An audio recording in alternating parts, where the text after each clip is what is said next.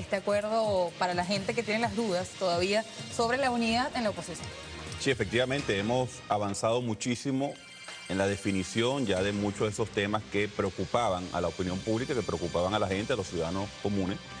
Hemos avanzado y hemos presentado además una propuesta muy concreta en tres aspectos fundamentales. En primer lugar, en el calendario. Tenemos ya diseñado y nos hemos aproximado a algunas fechas para definir las candidaturas unitarias. Resaltar fundamentalmente el hecho de que para el 30 de abril vamos a tener los candidatos, sea como sea, con cualquier método, vamos a tener los candidatos, con cualquiera de los dos métodos que ya voy a explicar, vamos a tener los candidatos de la sociedad democrática. Lo otro es precisamente lo que se refiere al tema de los métodos.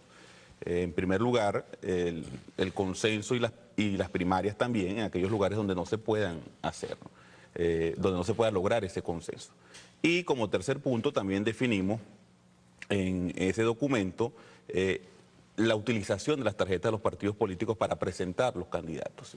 Vamos a utilizar la tarjeta de los partidos políticos, de todas las organizaciones que forman parte de la mesa y todas las que se quieran sumar para presentar los candidatos de la unidad. Eso conjuntamente con otros aspectos como por ejemplo la presentación el próximo año de una propuesta de país con una agenda parlamentaria.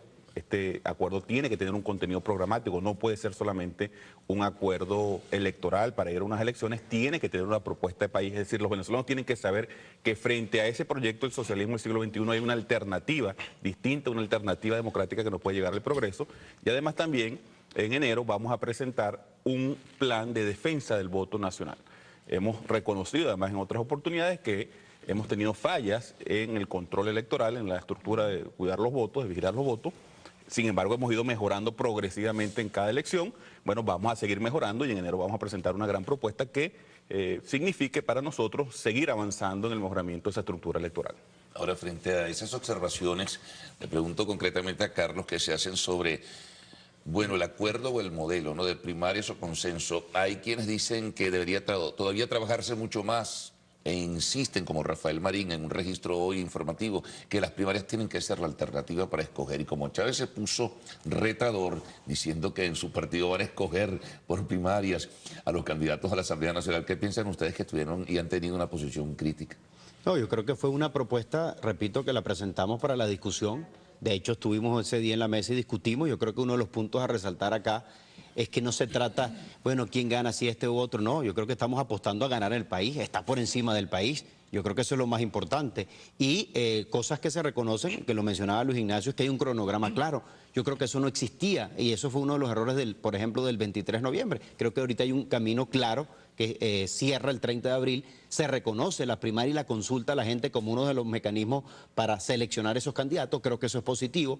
De hecho, en enero se anuncian, por ejemplo, cuáles de los circuitos o en cuáles estados se va a ir a primaria de arranque, por decirlo de alguna manera. Medir qué valores se van a utilizar para saber, pero aquí van primarias, aquí va por ese consenso? Es el punto que quería resaltar, ya las fechas que mencionaba no es fácil, ¿no? Luis Ignacio. Se nombraron dos comisiones, una comisión que tiene que ver con el tema de las primarias y otra comisión que tiene que ver con el tema de los acuerdos de los consensos.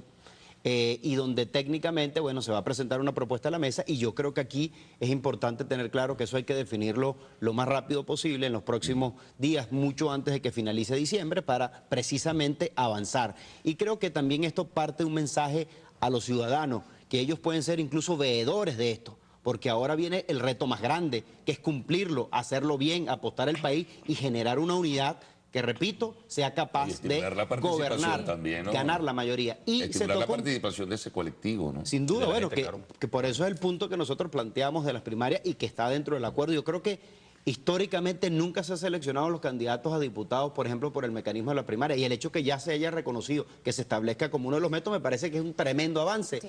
Y yo termino diciendo esto, Laura, también allí se reflejó la voluntad de todos los que estaban allí, de la alternativa democrática, ser una plataforma mucho más amplia e incluir personas que vengan del mundo de la sociedad civil, de independiente, para precisamente incluir una buena unidad de calidad que nos permita, repito, alcanzar la mayoría de la Asamblea Nacional como objetivo. Se hablaba del cronograma, hay unas fechas. Si en esa fecha no se logran los consensos entre las distintas voces, pues allí hay casos de primaria. Una de las cosas que tenía la primaria era la organización del Consejo Nacional Electoral. ¿Va a seguir el CNE como organizador de estas primarias más adelante? Eso ya se estableció.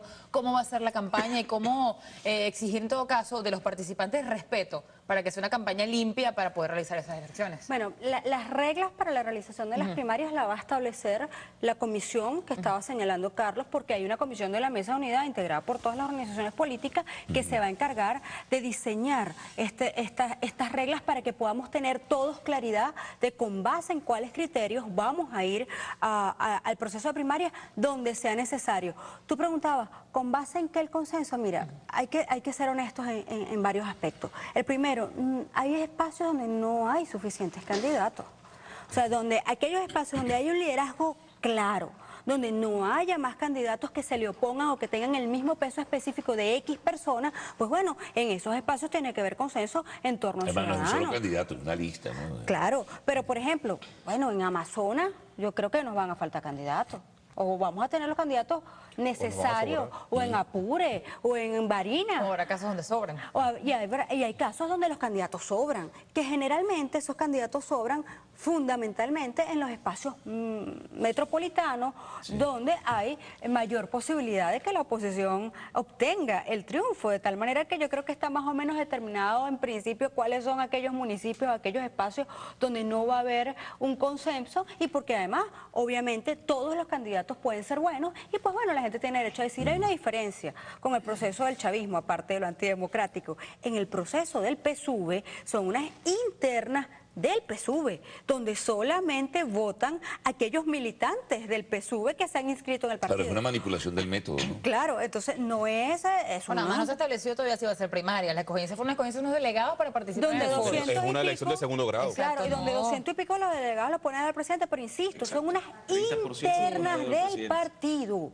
Cuando aquí hablan de primarias de la oposición, estamos hablando del rep abierto, donde puede votar el chavismo, por ejemplo, y donde ellos pueden tener sus candidatos. A lo mejor quieren escoger los candidatos menos de la oposición, adecuados de la oposición. Campaña también para participar allí. Entonces, esas son cosas completamente distintas que yo creo que tienen que quedar claras, ¿no? No, y que no aparezca un vivo también por allí solapado, recibiendo financiamiento del gobierno y postulándose para ser miembro de ese una punto es plancha, importante. ¿no? En ese acuerdo que se llegó allí, todos están dispuestos a respetarlo, porque la vez pasada se habló de encuestas, que iba a ser el método para escogencia de candidatos, y muchos aparentemente no cumplieron ese compromiso. Sí, yo creo que buena parte de lo positivo de lo que estamos viendo ahorita es que esto está siendo conducido de forma política y de forma colectiva además, donde estamos poniendo por encima de los individualismos y de los personalismos que mucho daño le hicieron el 23 de noviembre en la elección regional, los proyectos colectivos, y están las organizaciones políticas comprometidas con su militancia también a cumplir estos acuerdos.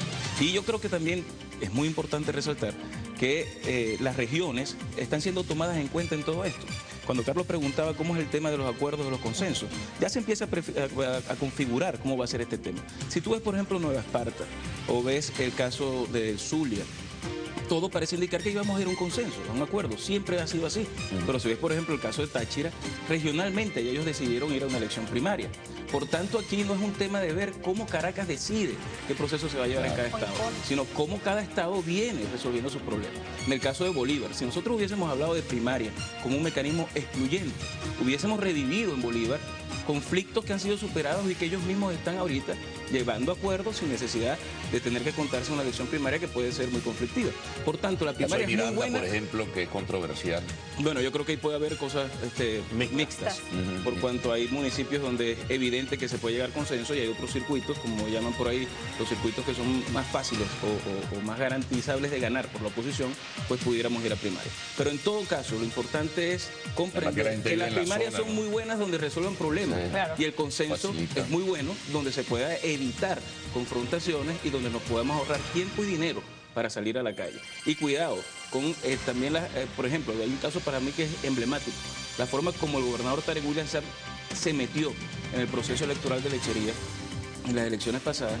Creo que es una muestra del riesgo que se corre en unas elecciones primarias que no estén bien controladas, y donde con mucha plata del chavismo se puede también infiltrar gente en una Asamblea Nacional que tiene que tener una fracción muy sólida, muy comprometida y que sepa lo que vamos. Bueno, vamos a hacer una pausa. Eso tiene que ver un poco con el comentario que hacía antes.